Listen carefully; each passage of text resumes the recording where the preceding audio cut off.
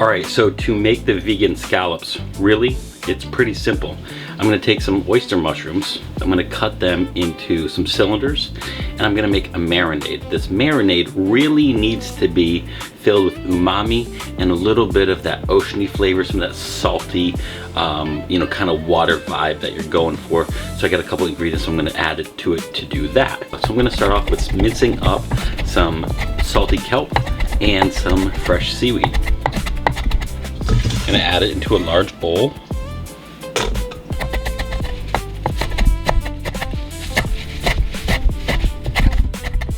All right, like so. Now I'm gonna add some vegetable stock, some garlic powder, some dark soy sauce, oyster mushroom sauce, some rice vinegar, some miso paste, and I'm gonna mix this up mainly until the miso is broken up. Okay, and so now oyster mushroom is gonna work perfect for the vegan scallops. So I'm gonna start, cut right off the cap of the mushroom. You can save this and use this in other cooking. Cut these in the spherical shapes like so, and just go ahead and put it in the marinade. Now when it comes to that marinade, you can leave those mushrooms into that marinade for a couple hours or up to 24 hours. Obviously the longer you let it sit, the more that marinade is going to be soaked up from those mushrooms.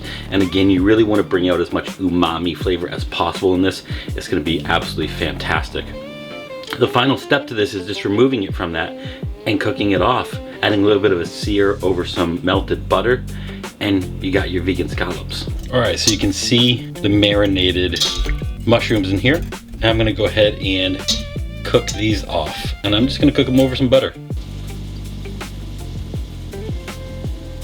I'm just gonna cut these little slits in these oyster mushrooms to give it a beautiful scallop finish when it cooks. So the scallop alternative is done. I'm gonna go ahead and try it out.